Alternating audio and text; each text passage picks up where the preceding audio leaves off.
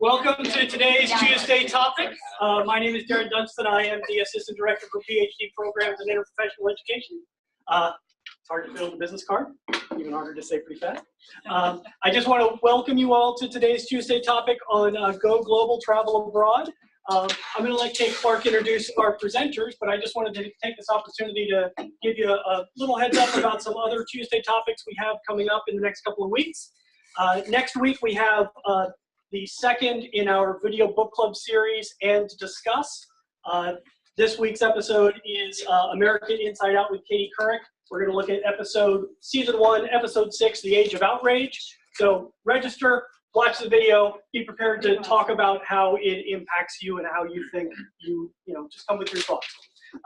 Following that, we have the ins and outs of a seemingly easy cancer, thyroid cancer, which is going to be here in this room on April 23rd. And then the week after that, the Interprofessional Practice Education and Research Collaborative will be presenting the next in their series on interprofessional education domains. This one titled Effective Interdisciplinary Communication Promoting Safe Patient Care. Great. Go register so that you can, for this, that's everything now through April. We've got another 5 weeks coming for May, which will go online in the next couple of weeks. Thank you. Okay, great, thank you. Hi, my name is Kate Clark, and I work in the Dean's Office. I'm the Director of Strategic Initiatives for the college, and one of our very strategic initiatives is helping our college become more globally engaged. And so to that end, our Dean Gitlin, convened a small working group. We have this global health working group where we're trying to figure out what programs we have going on, what we can build on, what type of infrastructure we need. We want to create an office of global health here for the college. So we're still doing a lot of exploration, but I just wanted to tell you a few things that we've been up to. Sorry, guys. Is it the right one? There's two sometimes up there.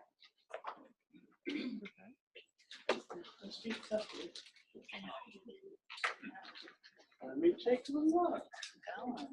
Well, anyways, so what we've been up to is we've been trying to inventory what faculty members have been to what countries, who's doing what type of different work, like conferences or study abroad or intensive courses abroad or research abroad. We're going to come up with a really great inventory of that to connect you all to different folks who are in different countries where you might be interested in pursuing a project. Yeah, here we go. And we also created Dean's Global Health Scholarship. The Dean has put out, she's going to be giving $500 to 10 students. And we have a deadline of May 1st. So that's one of the ways she's really trying to promote global and get students the ability to go out and go abroad. And like I mentioned, we are doing this inventory of global activity. And if you're interested in learning more about where people are and making sure that your global activity is recorded correctly, please email us at global@drexel.edu. And then we decided to start a series to promote more global engagement. And so we are doing this event for sure. And then we're also going to be doing an event here with the Mandela Fellows. They're fellows who come from Africa to Drexel, and Adam actually does a lot of work with them, helping to coordinate it. But it's an incredible experience, and they're going to be talking about a lot of their work that they've done on July 16th. We're going to be having Joan Block, who is co-coordinating this work group. She's going to be organizing events on a lot of research that folks have been doing internationally in August. And then in October, we have Ebony White, who's going to be coordinating an event on social justice from a global perspective. And then November, Dr. Carey is going to be doing something for International Students Week. So you'll get a lot more, you'll get emails from this as these events pop up. So I'm just going to hand it over to our speaker. Our next speaker is Adam Zahn from the Office of Global Engagement, and then you can introduce the next speaker after that. Okay. That's easy to do. We'll keep going. We'll keep going. Okay, so My name is Adam Zahn. I'm the Associate Director of Global Engagement and Strategic Initiatives in the Office of Global Engagement and Education Abroad. It's a lot of words. And what our office is primarily responsible for, just a quick overview, is really helping Drexel cultivate their international partnerships, leveraging faculty research, as well as on-campus globalization. So we do a lot of things. We could have a whole session on what we do, but I'm actually just going to talk about one specific program called Global Engagement Scholars, which is open to undergraduate students.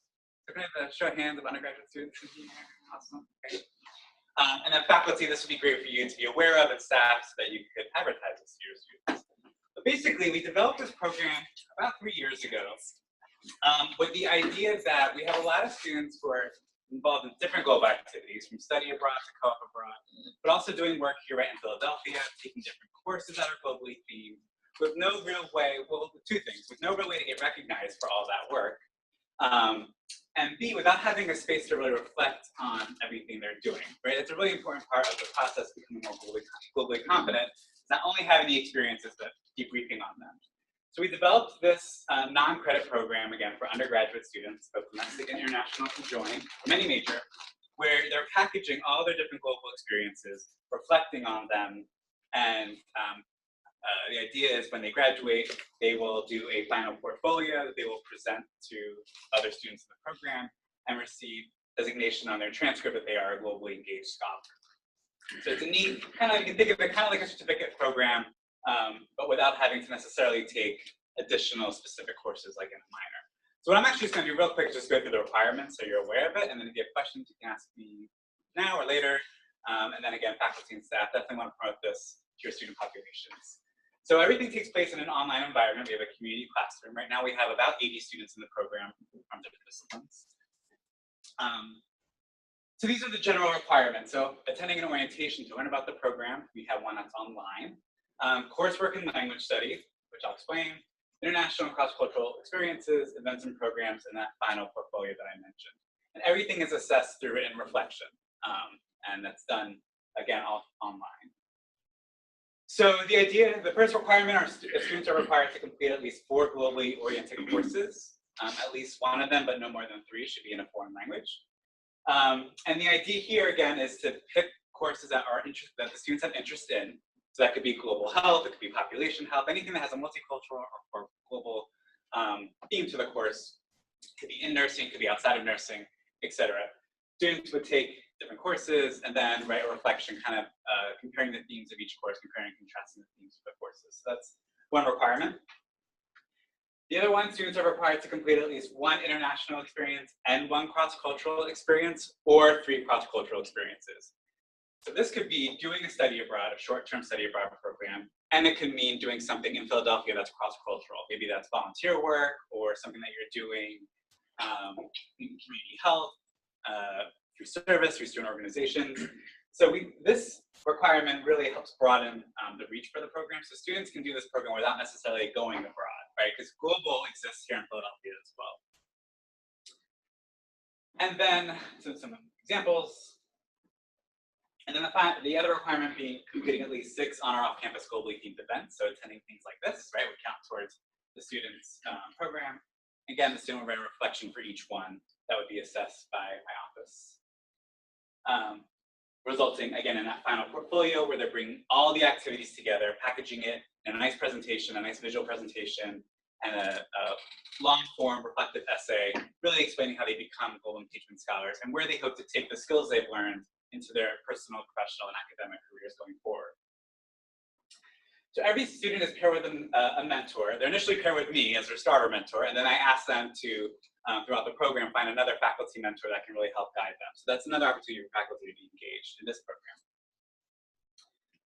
And like I mentioned, upon completion, students receive that designation on their transcript. We think it helps them gain a competitive edge for applying for jobs, for grad school, et cetera. You get blue and green cords, which is always very popular when they graduate. And it's a really nice environment. We try to do events just for GES students throughout the year. So we go down to DC, and we visit the World Bank and the State Department. We go to New York City once a year. We do the United Nations tour. So there's a lot of opportunities to be engaged just in the community as well. We don't have a lot of CNHP students, so I really hope that those of you in the room think about this as a way to kind of enhance your current curriculum. I think that's it. Questions now or later? Questions now? questions later. You can email me. My email address is zahn, Z as in zebra, AHN as in Nancy, at drexel.edu if you have any specific questions. The orientation for the program is online, so you can view it. It's basically me looking like a newscaster. I'll never watch it again, but if you have any questions, you can go watch that as well. Yes. Is there, when is the start date? So someone was interested, how would you do that? You can start whenever. The idea is that you're in the program for a good duration of time. We don't want students to just join the program and finish in a year, right? That's not really, it goes against kind of the reflective model. So you can join, really, you can enter the program at any point in your Drexel career with the expectation that you won't finish until you graduate. So like maximum, like sophomore year? Sophomore year, that's a good time to Juniors start. probably not. Juniors, yeah, I can have junior start. Okay, all right, I'm just curious. Cool. I have a lot of juniors who say I've already done a lot of this stuff. Got it. And I just not about programs, so I want to join. Okay, so I'm going to kick it off next to Haji Scheffler, who is our Director of Programs in our Education Abroad office. Thank you. Nope, which button? It's on. Very fun. Hello, everyone. So my name's Haji. I'm in the same office, Office of Global Engagement and Education Abroad. So I'm in the side of the house that focuses on student mobility. So our office, or our kind of subdivision within our larger office, focuses on developing programs for students to have international experiences, which is usually study abroad, but could also be something that is experiential, but not for credit. So I'm going to go through just kind of a bird's eye view of specific programs that we offer for, I guess I could look over there, for CNHP students. Now these two programs are specifically for undergraduate students. For the undergrads in the room, have either of you, or have any of you heard about the spring term in London program or the winter program in Costa Rica? Yes, no? Okay. So these are two term-long programs that were developed in partnership with your college, aimed specifically at all majors, undergraduate majors in CNHP. So they're two very different programs. One takes place in London during the spring term every single year, and the other takes place in Costa Rica every year during the winter term. So these are programs that are a full-term, full-time course load, where you're learning about healthcare systems and different aspects of health and nursing from a global perspective. So on the London program, you can kind of see here how the courses align with the location. In London, you're learning about healthcare ethics, healthcare policy, some British culture. There are experiential aspects to the courses, so you actually are going out and doing site visits and field trips related to those topics. And you're also, right now, especially within the Brexit context, you're learning about how government and policy in the context of the UK specifically and Brexit are informing any changes or developments in healthcare. And how does that compare to what's going on here in the United States? The Costa Rica program has a similar kind of undercurrent, but a very different environment. So Costa Rica is actually known internationally for their healthcare system, a public-private combination of healthcare delivery. And so you're going to actually learn again comparatively, how does healthcare in Latin America, using Costa Rica as a case study, compared to how healthcare is delivered in the United States. Both of the courses, students take both of the programs, students take 4 courses. So you are earning a full-time course load. And these are courses that have been kind of approved and pre-selected by the college to fit within the plan of study for all undergraduate majors. Okay, so the other thing about Costa Rica that's kind of unique, I would say, is that there are volunteer opportunities. So every student is actually placed with a community-based health-related organization so that you'll have weekly kind of hands-on experience exposure to various aspects of healthcare within that cultural context. There are also, for students that have higher level Spanish language skills, there's opportunities to do clinical observations in the premier hospital there, which is Clinica Biblica. And we've had some students do that. So those are our 2 term-long programs specific to CNHP majors. That said, we have tons of other study abroad programs that are certainly open to CNHP majors, but are not specifically designed for CNHP majors. But there are some other locations where we've had students go in the UK, Australia, other parts of Europe, where you may take some combination of courses for your major and then some electives as well. So then we have another type of program, which you're going to hear even more about specifics in a couple minutes, which are the intensive courses abroad. So these are very unique, very Drexel. They are experiential learning at its finest, in my perspective, within a global context. So these are courses that are led by Drexel faculty. You'll hear from two of them shortly. They are 1 to 2 weeks long, and they take place most of the time during the Drexel breaks. So every single Drexel break period, we have numerous intensive courses that are running. So for example, over spring break 2 weeks ago, we had 100 Drexel students that were abroad in various locations with Drexel faculty, learning experientially, earning credit over spring break. This fall break, we have 15 intensive courses that are going to be offered, some of those specifically from CNHP. The courses, by and large, are credit bearing, so they tend to be 3 to 4 credits, so it's an amazing opportunity to learn experientially through site visits, meeting with guest experts, visiting topics, things that are related to that particular focus, visiting sites, whether it's cultural sites or institutions, exhibitions. There's many different hands-on things that you do depending on the topic, but they are courses. So there are academic outcomes. There's an academic framework to what you're experiencing, and so you do earn credit, generally 3 to 4 credits depending on the topic. As I mentioned, there are field trips, cultural visits, guest experts, etc. We have 2 that are going to be highlighted in a few minutes. Singapore and Chile, these are new intensive courses coming from your college. We also have a spring break in Costa Rica program focusing on healthcare. 25 to 30 of these are offered every year though, all different disciplines, all different majors, all different topics. Okay. So cost is usually a common question. And actually I forgot to mention with the intensive courses, specifically these that are coming out of CNHP, they are open to both grad and undergrad. So the cost of study abroad is usually a common question. Is this going to be too expensive? Can I afford it? How much is it going to cost me? So a couple things to keep in mind.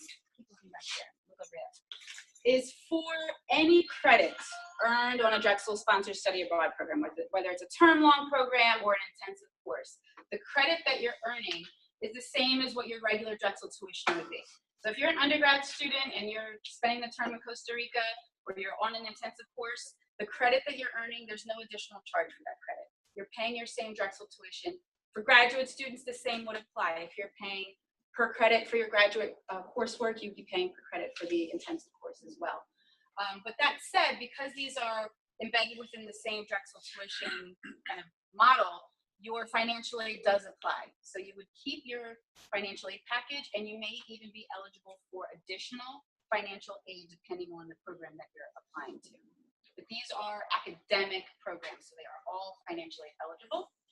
And then there's usually a program fee associated. That is for the in-country costs, so accommodations, site visits, entry fees, things that you're doing in country that are really not part of your tuition costs, just like here on campus. Your housing is not included in tuition.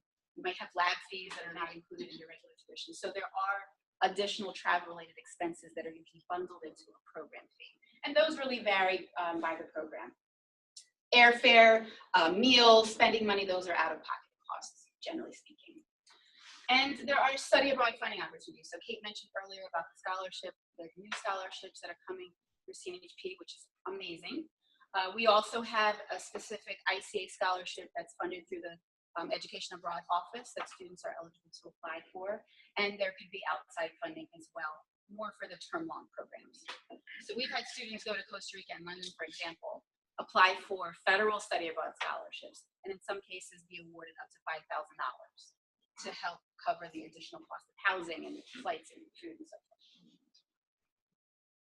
Okay, so next steps in terms of applications, and this, especially if you're interested in what you'll hear about next, is the intensive courses for fall break. The application process is happening now. So the applications generally include an essay. For the intensive courses, you have a short interview with faculty. There's an application fee, recommendation from a faculty member as well. Those are generally our application requirements. For fall break, the application deadline is May 1st for the intensive courses that are offered this fall break.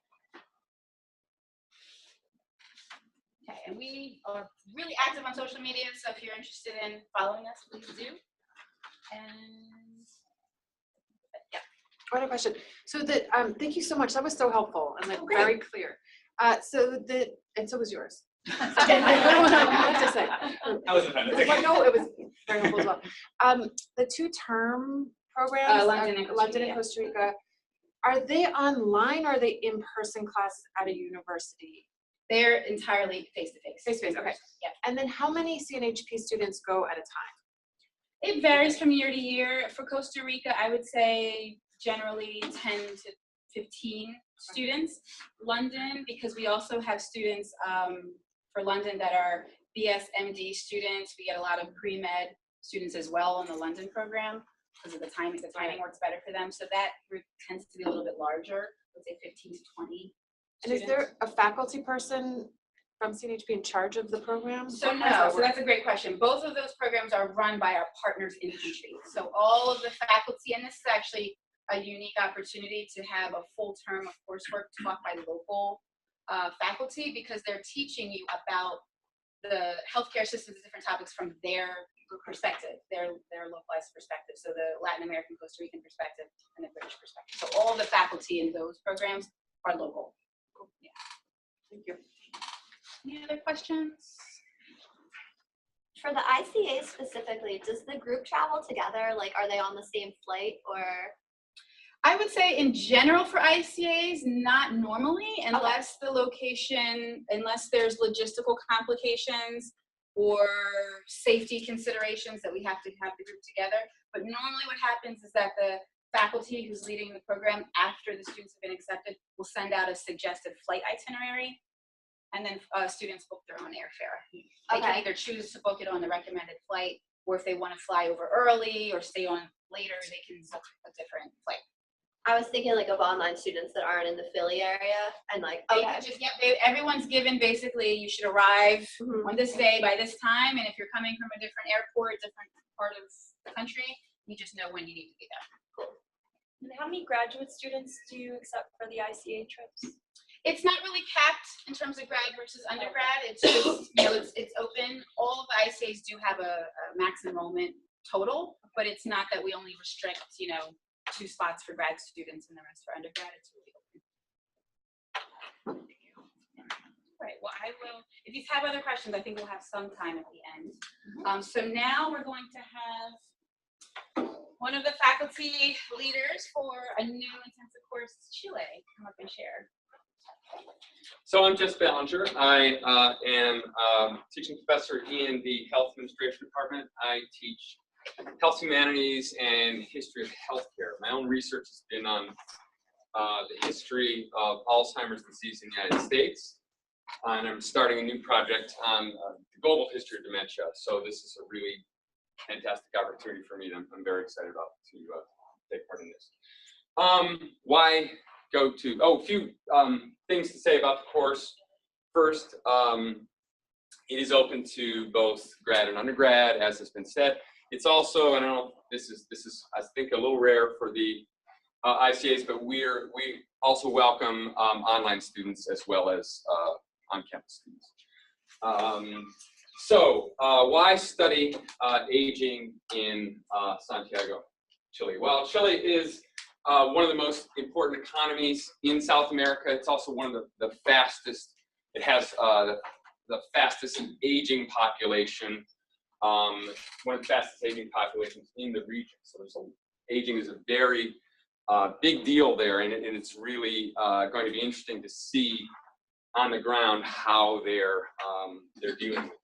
We also are taking advantage of some fantastic relationships that are established with Dean Gitlin and Kate Clark. So this is just an incredible opportunity for us to learn there. So I will tell you about a couple of the highlights of the itinerary and then take any questions you have. So first highlight, and very exciting, is a comprehensive, socially integrated program of dementia, community program for dementia care that Dean Gitlin was involved in establishing in Santiago. And so we will have a site visit to at least one site, possibly more than one site for this program. And I would say one of the exciting things about study abroad, one of the really important things about study abroad is the possibility of other societies, other cultures, developing approaches that we wouldn't even think about. So I think this program in particular may have a lot to offer people who are concerned with dementia in the United States, an approach that may be very novel and very informative and inspiring for us. I'm really excited about that. As a historian, so to me, the other reason to do study abroad is that we tend to learn about things like aging in fairly abstract terms. We kind of learn big concepts, and those are important theories. They're important, but aging and health always happens in local contexts. So as a historian, I'm very interested in learning how the particular political and social experience in Chile has informed what it's like to grow old there, and what it's meant to try to develop programs for aging and for dementia. In particular, I mean, one of the most interesting things to me is if you just sort of survey the history and kind of social commentary about Chile, memory is the key word there, because memory is a very troubled thing in a country that has had this political trauma of the dictatorship of Pinochet for many years. We will spend time learning, steeping ourselves in this history through visits to places like the Museum for Memory and Human Rights.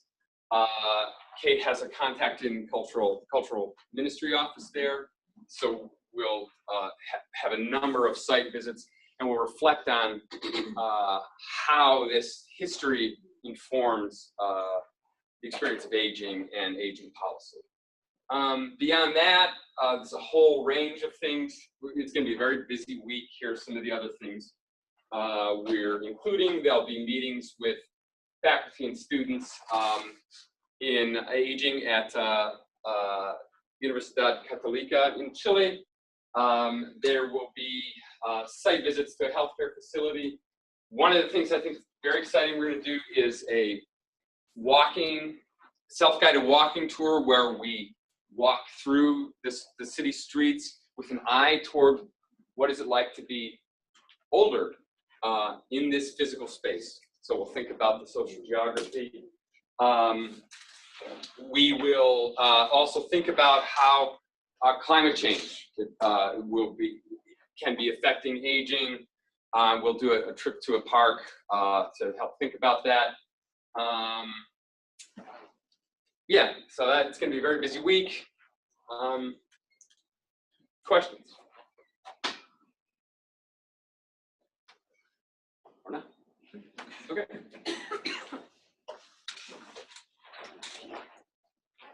I think I'm next. I think so. That's great. Great. So hi, I'm Veronica Carey. Hi. Hi. Zoom. All right, welcome back.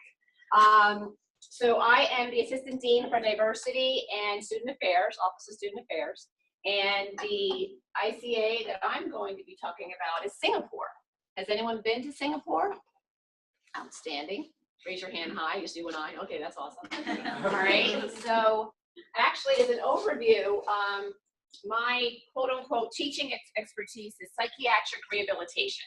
You don't have to know anything about what I just said to be eligible to go on this ICA. You just have to have an interest in that subject matter. Psychiatric rehabilitation pertains to a recovery-oriented approach to serving individuals who have serious and persistent mental health issues. mental health challenges, right? It's predicated on working with adults, although there are evidence-based practices for children and adolescents as well. So what I do currently is I quite literally travel to Middle East and Southeast Asia, and I help them to implement psychiatric rehabilitation into their behavioral health system, which currently is not recovery-oriented like the US. So in the US, it took us about 35, 40 years to become recovery-oriented. Before, we were medically oriented, don't hurt yourself, don't hurt someone else, and then what does that person do for that 30-day window while they wait to go back for their medication visits, right? So that's when we grab them for that 30-day window across time to say people can live, learn, work, and socialize with a mental health disorder, and by that, we call that recovery-oriented. As we already know, there is no cure for mental health challenges. We already know there's no cure for schizophrenia or bipolar disorder. But people can do more with, and they can live, learn, work, and socialize with a mental health challenge, all right? So when I turn out our workforce out of behavioral health counseling, out of the Department of Counseling and Family Therapy, they're entering the workforce with that orientation. These other countries, so when I go to Singapore or Pakistan or Korea or Abu Dhabi or Dubai or also Cairo, and I go to all these places for free. You understand that, right? I don't get that part twisted. I pay for none of these trips, right? So when I go to these places, I'm doing sessions like this. So these are 50 individuals in Singapore. This is probably, I think, my second year.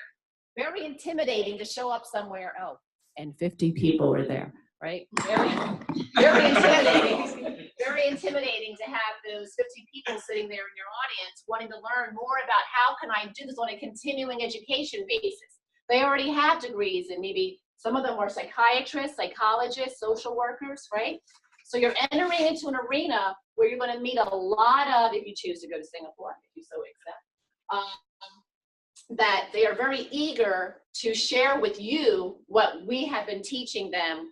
I have thus far in Singapore alone educated over 260 people with respect to psychiatric rehabilitation starting in 2014. The last 3 years, excuse me, I generated a train the trainer group. So there are literally only 9 individuals in the Middle Eastern part of the world who can educate in psychiatric rehabilitation that I generated last year.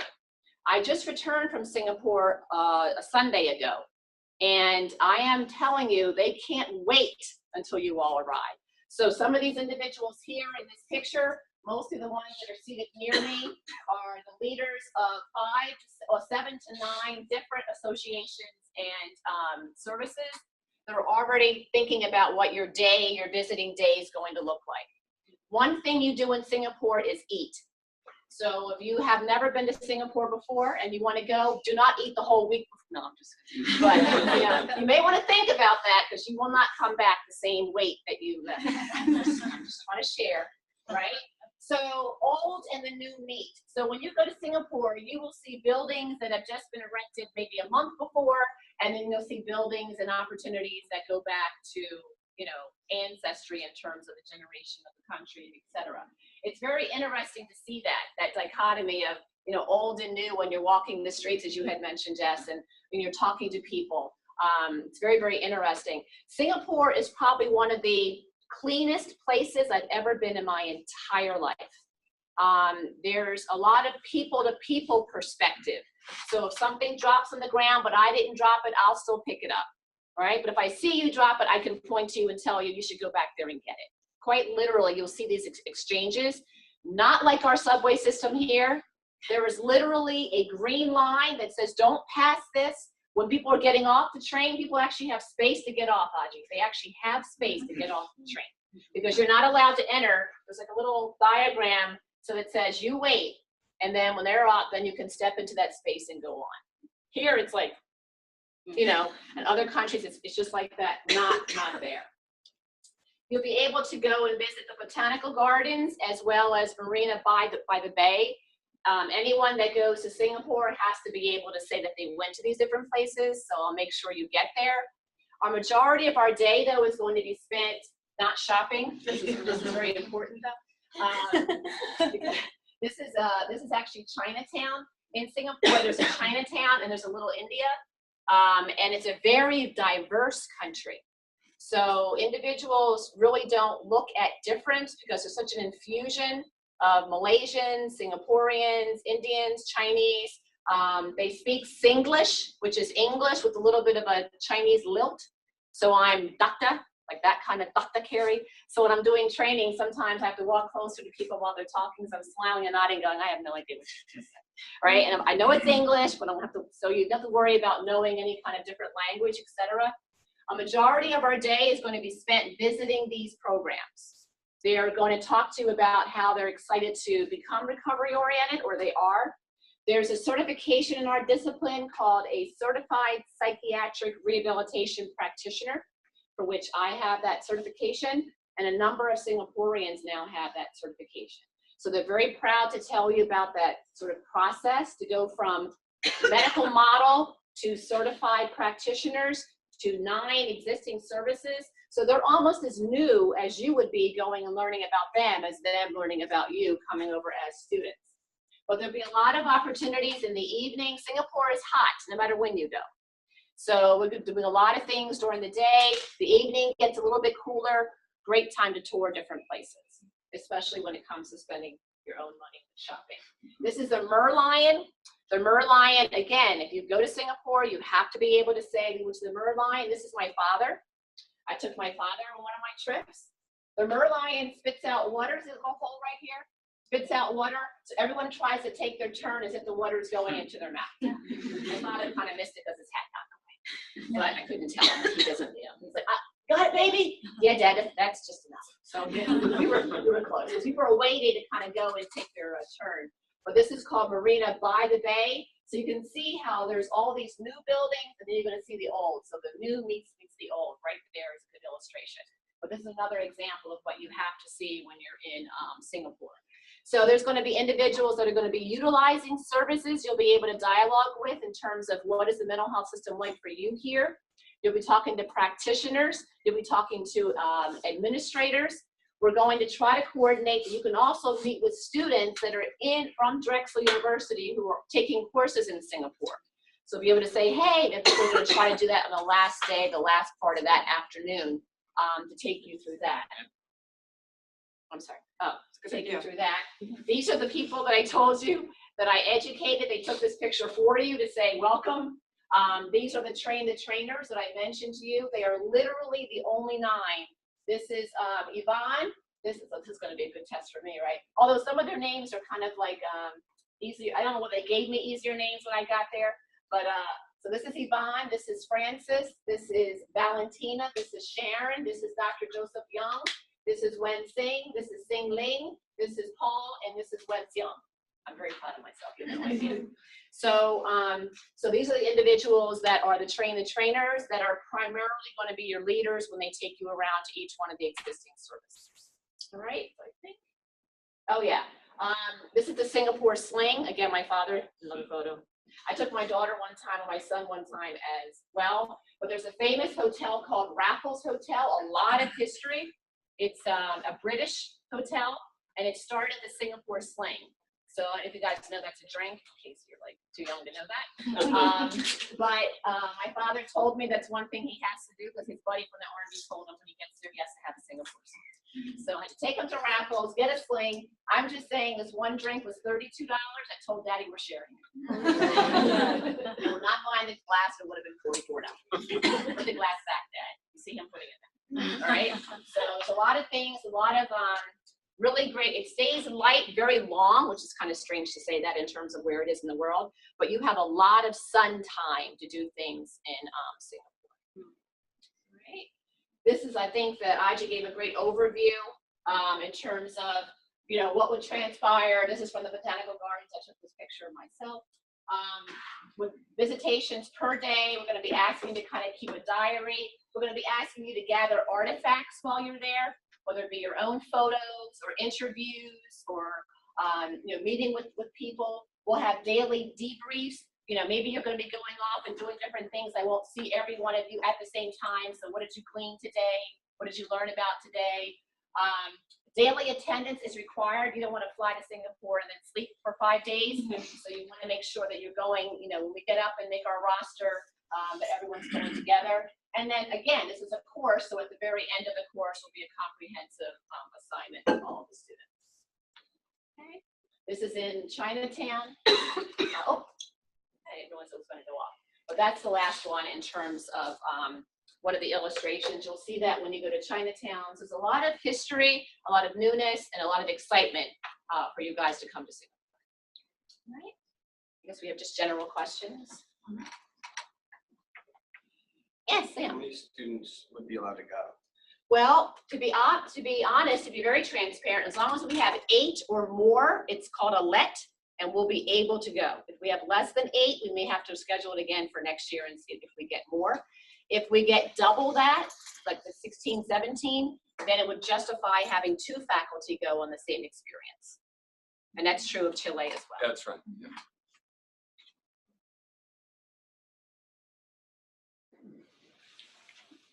Thank you. Okay, well, I think that's it. We can like mingle and network and talk. You can talk to whomever you want to, or any of the presenters that you want to ask more questions to. And thank you. If students have more questions, who should we refer them to contact? For I don't know. My students are all online, so. they're all online. Yeah. I would say if they're, depending on which opportunity they're interested in, they could contact, if it's anything related to study abroad, they can always just email studyabroad@Drexel.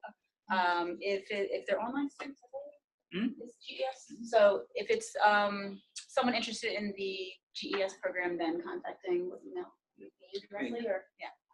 I have a question for you. You said that your program is open to online and face-to-face Yes. students. Did you mean that online students can go to? Yes. Or is it, Yes. okay, Yes. not that it's a online No, class. no. Yeah, no, I apologize for that. Yeah, so online students could go on the trip. Oh, okay. That's the same for Singapore. Oh, okay, Yeah. great. Yeah. Undergrad and grad. Great, thank you. Thanks, everyone. Thank you.